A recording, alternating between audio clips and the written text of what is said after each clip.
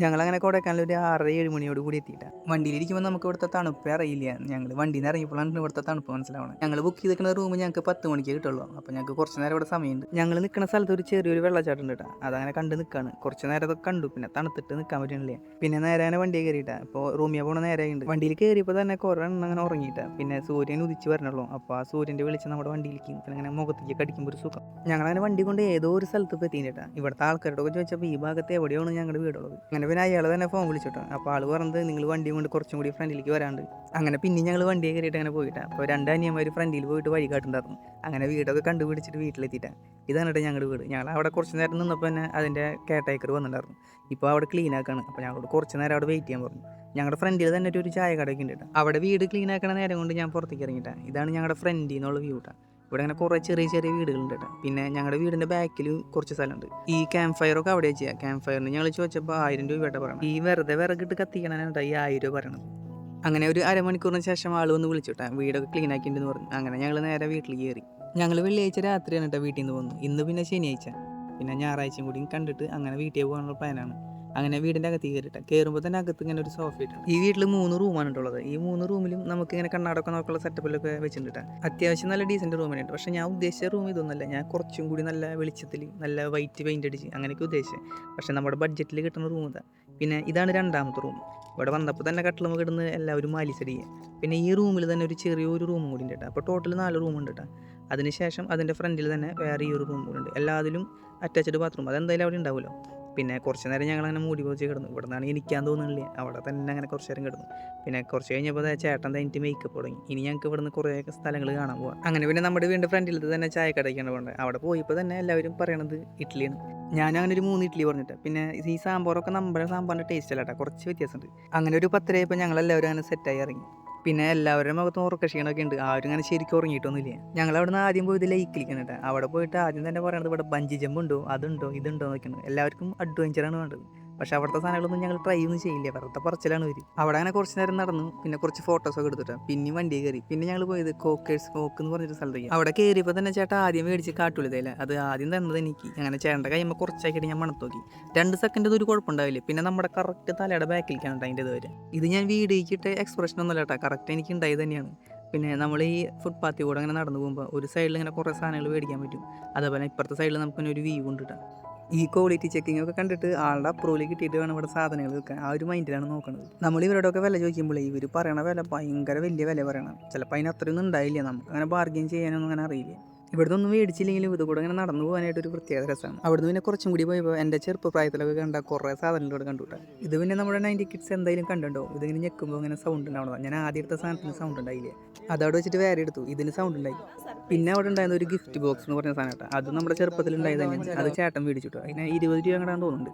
അത് മേടിച്ചിട്ട് ഇങ്ങനെ ഓപ്പൺ ചെയ്യുക. അപ്പോൾ അതിൽ നമുക്ക് എന്തെങ്കിലും ഒരു ഗിഫ്റ്റ് ഉണ്ടാവുമെന്ന് പറഞ്ഞു. ആളങ്ങനെ അതൊക്കെ തുറന്ന് നോക്കിയപ്പോൾ അതിൽ ആകെ ഉണ്ടായിരുന്നത് ഒരു ചെറിയൊരു പമ്പരാണ്. സംഗതി 20 രൂപയ്ക്കൊന്നും കുഴപ്പമില്ല കേട്ടോ. അങ്ങനെ ഒരു ചെറിയൊരു ഫൺ സെറ്റപ്പിൽ കാണാം. പിന്നെ ഞങ്ങൾ ഈ നടന്നു പോകുന്നതിൻ്റെ ഇടയിലേ മറ്റേ നമ്മൾ വീടിൻ്റെ ഫ്രണ്ടിൽ, അതായത് ഏറയത്ത് ഞാറ്റിയ ഒരു സാധനമില്ലേ, മറ്റേ ബെല്ലടിക്കുന്ന കാറ്റത്ത് വന്നിട്ട് ഇങ്ങനെ സൗണ്ട് ഉണ്ടാകും. ആ സാധനത്തിൽ അങ്ങനെ എന്തോ പേര് പോസിറ്റീവ് എനർജി കിട്ടാൻ വേണ്ടിയിട്ട് വീട്ടിൽ ഞാൻ സാധനം. പക്ഷെ അതിൻ്റെ വില 6500 രൂപ. ഞാൻ എൻ്റെ ഇവിടുന്ന് അങ്ങോട്ട് പോകുമ്പോൾ അതിൻ്റെ ഫോട്ടോ അല്ല വീഡിയോ കാണിച്ചു തരാം.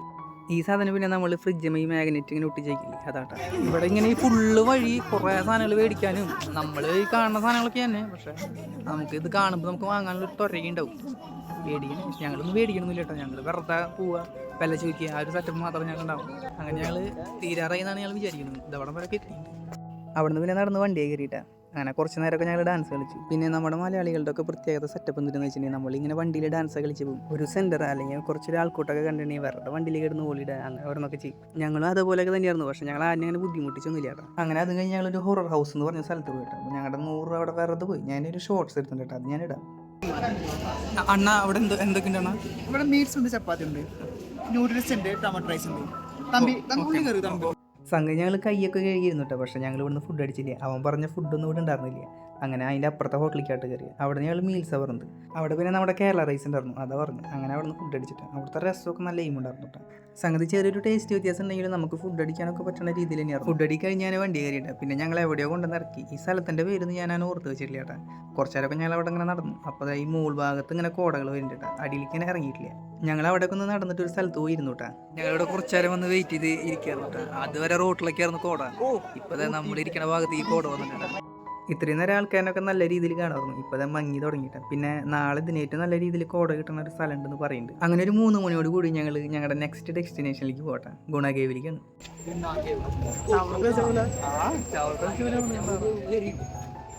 ആദ്യമായിട്ടാ ഞാൻ ഇങ്ങനെ കോട നമ്മൾ ഈ ഓരോ വാൽപ്പാറക്ക് പോലും ആ മോളിൽ കൂടെ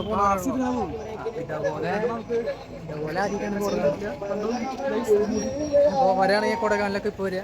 കുറച്ച് കഴിഞ്ഞാൽ ചിലപ്പോൾ കിട്ടില്ല. വണ്ടി ഇറങ്ങിയിട്ട് നമുക്ക് കുറച്ചങ്ങോട്ട് നടക്കാണ്ട് കേട്ടോ. അങ്ങനെ പോയപ്പോൾ ഗുണകേവിൻ്റെ ബോർഡൊക്കെ കണ്ടു. ഞങ്ങൾ ഇവിടെ വന്ന് പോയ സ്ഥലങ്ങളിൽ ഏറ്റവും കൂടുതൽ ഇപ്പോൾ ആൾക്കാർ കണ്ടത് ഗുണകേവിലാണ് കേട്ടോ. അങ്ങനെ നടന്ന് ഞങ്ങൾ ഗുണകേവ് എത്തി.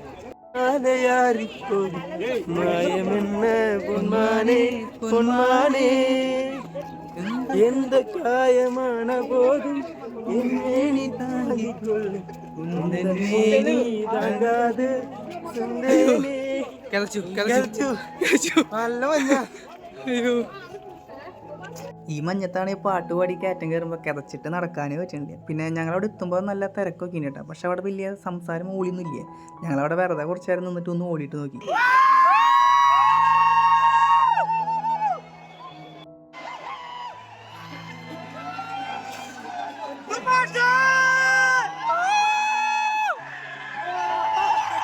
അവിടെ അങ്ങനെ എല്ലാവരും കൊണ്ട് ഓടിയിടിപ്പിച്ചപ്പോൾ ഒരു സമാധാനം. പിന്നെ ഗുണകേവിലും ഒരു സൂസൈഡ് പോയിന്റ് ഉണ്ട് കേട്ടോ. ഒരു പ്ലാറ്റ്ഫോം ഇങ്ങനെ വെൽഡ് ചെയ്ത് വെച്ചിട്ടുണ്ട്.